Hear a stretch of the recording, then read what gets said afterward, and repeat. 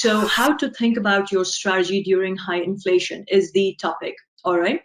So again, just talking a little bit about the current scenario, as we can see that there is high level of inflation, in fact, highest level of inflation across all sectors and all world regions. We are talking about record demand in most sectors as well. So, and because of the constrained supplies and disruptions due to a variety of reasons, which you are very familiar with, it's like a double whammy happening right now. Also, commodity prices, they are at record high, and compared to Q4 2020 base, and you can see on the screen some of the material which are seeing some of the highest prices right now. And as you can imagine, they are raw material into quite a few of products that we use and services that we consume. So it is having a widespread impact. Now, obviously, we are talking about business. We are talking about, how do we make sure that our purchasing power stays strong and we actually make the most of what's happening around us in a positive way. So, but there is an operational impact on business, right? As you can imagine, there is significant cost increases driven by raw material. Also, if there is a supply shortage, it's causing, lead times, longer lead times. There is a big risk of margin erosion. I'm talking about gross margin. So throughout when we are discussing, it's gross margin that we are referencing here primarily. Okay. And cost increases, they are happening progressively by month and quarter. We are not talking about year on year. We're really talking about month on month. And I'm sure you're aware of where the inflation is as we are speaking, and it's only expected to go upward from here on. So let's, by the way, I'm not able to right now see the question box. So again, if my team could keep an eye on that, that'll be amazing. But let's cover some ground and then we can see if there are any questions and, what's playing on your mind and how we can address that. So we will be looking at 4 parts in this discussion today. One is really going back to the first principles and understanding, what really is inflation and what are some of the inflationary causes, so you can appreciate a little bit more and hopefully can predict what kind of fiscal and monetary policies you can expect to see happening in the economy. Also, we will be talking about fairness of price increase. As you can imagine that, not imagine, actually, I'm sure you do get letters or notifications from your suppliers or from your people within the business about saying, oh, it's inflation, we need to look at the pricing. And therefore, how do you understand what is a fair price increase? At the same time, when you are approaching your clients and customers, how should you be approaching that situation and that conversation? So it's not so much conversation approach, it's more about what kind of price levels are fair or unfair. Okay, so having a little bit of scientific approach behind it. And then we will also talk about COGS, which is cost of goods sold or cost of services management strategy, right? So what's happening at a broader level, what kind of insights are being generated, and how you should be looking at your procurement and supply chain management to ensure your COGS are within control and your margins are protected. And finally, hopefully time permitting, we will have a quick look at some of the price management strategies, hopefully some really good reminders for you to be mindful of. So again, you can not just protect the margin, but also, as I said, make the most of the situation in the right way. Okay, so let's get cracking, and bear with me while I'm just doing that, just having a quick look. All right, so here we are getting into a little bit of economics and understanding, first of all, what is inflation before we identify these strategies during inflation. Okay, so if you could have pen paper ready at this point and actually just engage with the slides by drawing as I speak, that will be fantastic. And for some of you to be like, oh, I get this, Shweta. For some of you to be like, oh, okay, now I get it. Okay, so it's easy, but just keep an open mind. That's what we're looking at. So what is inflation, right? So we understand inflation is increase in pricing, and that's what inflation is. But actually, where does it originate from, and how government or banks look at inflation? So let's just go back to the first principle of aggregate demand and aggregate supply. That's what we're looking at. So total demand and total supply is what it is. So you might have come across this graph, when you were studying or when you're reading papers and magazines. This is what you have on your screen right now. So First, let's focus on the red line that you're seeing, or let's first look at the axis. So the horizontal axis is, which is the aggregate output. People who are a little bit into economics, it's literally the GDP is what we're talking about, gross domestic product. The vertical axis is about your price levels. Now, if we are looking at the red line which is going down, so the way you have to see is that's aggregate demand curve or line, and it's inversely proportionate. Means as price increases, the aggregate demand in the economy goes down and vice versa, and therefore there is this inverse relationship that you're seeing. Now the green line is SRAS, which is short run aggregate supply, right? So as price increases, the supply goes up. So it's directly proportional. So when you have this aggregate demand and aggregate supply meeting at a point, the intersection is where there is an equilibrium price, so which is this equilibrium price level, and there is this equilibrium output that you see at that level, okay? So just keep this at the back of your mind, that this is inversely related. As you can imagine, the demand and supply is directly proportional. So this is how the curves are.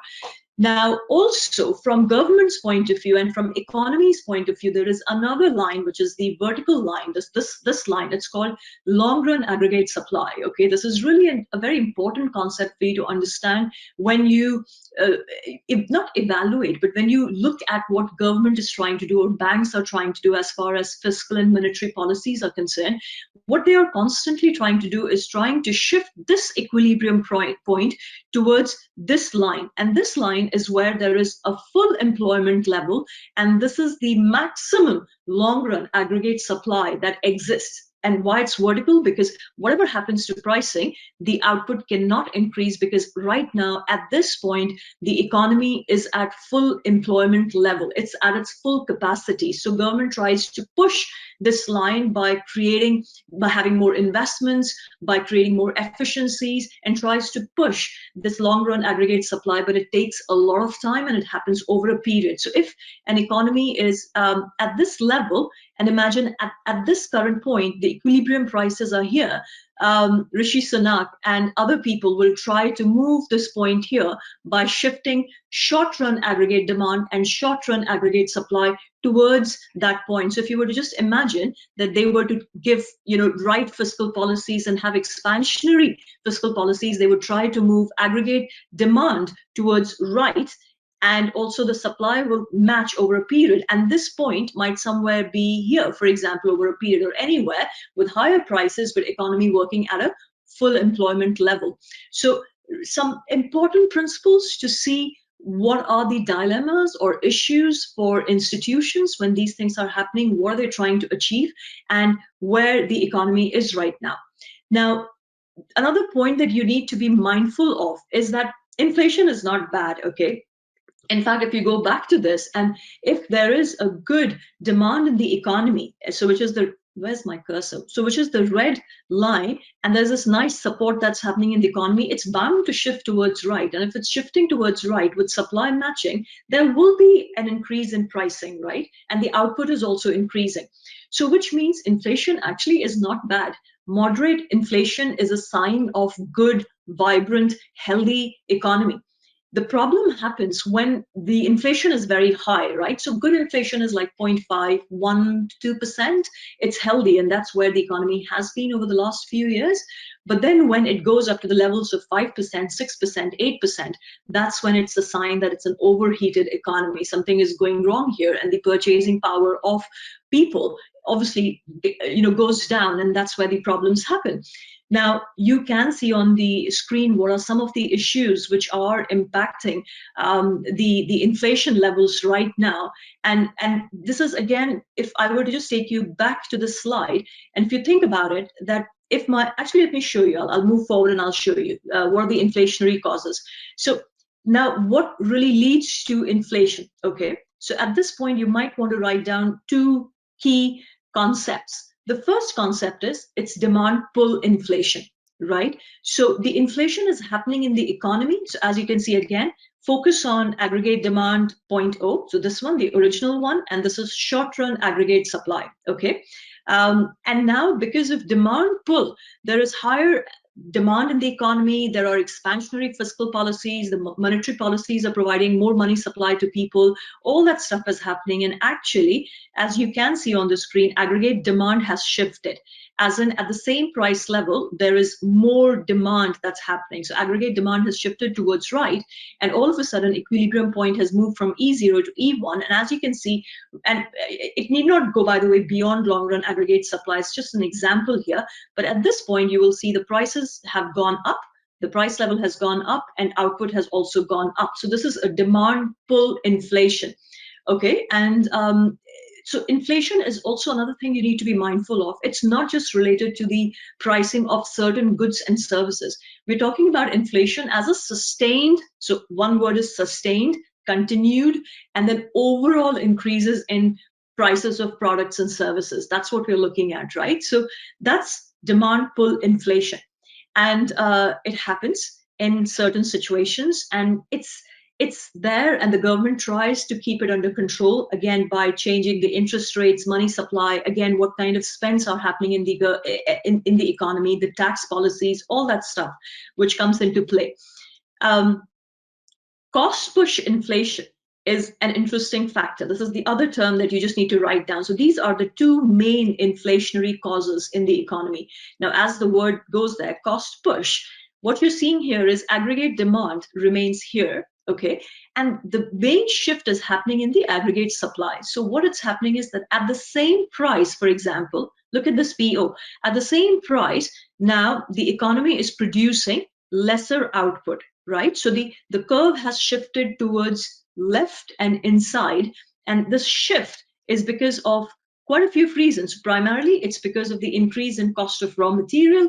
It could be, so again, for example, in 1970s, oil shock happened, and OPEC countries, they actually increased the pricing of oil, raw material cost increase, and at the same price, the economy was producing lesser output, so supply shifted inward. It could also happen because of the devaluation of currency.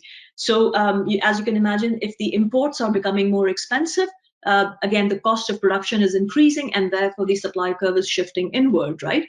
And now this is where the economy is. The price levels have gone up and the output has gone down. And this is interesting because this is exactly what the economy is facing right now.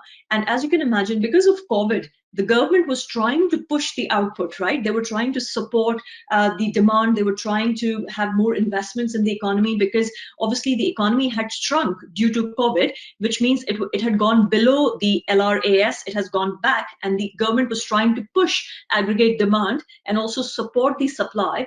But now the supply is going inward, as in, cost push inflation is happening. If government, think about it, if government were to have crazy expansionary policies right now, the aggregate demand will shift up, and there will be a increased inflation. So government has to be very careful right now, saying, okay, our economy is shrinking, the inflation is rising, and that's what's called stagflation. So stagnancy and inflation, stagflation. So it's a tricky situation for them to deal with, and therefore their attempt would be to move the supply curve towards right by trying to create efficiencies or impose some curbs or limits on how much oil prices are going up or raw material costs are going up. So when US talks about releasing reserves, oil reserves, as you can imagine, of course, it's all the Russia-Ukraine issue going on, but it's also for the economy, because release of oil reserves is obviously trying to have more supply in the economy so that oil prices don't go up, and they're trying to push supply curve towards the right-hand side to control inflation as well. And similarly, different economies are doing different things, trying to push supply on the right-hand side. So this is important for you to appreciate. So when you're looking at this, you need to understand that there will be some measures which the government will undertake, but again, that's a little more at a broader level, long term, medium term. The question really is, what should you be understanding and doing in your business to take care of the fact that we don't want stagnancy, we want continued growth, as we are achieving that right now, and also protecting our margins and seeing what are the opportunities right now in the economy and in the business world for you to harness.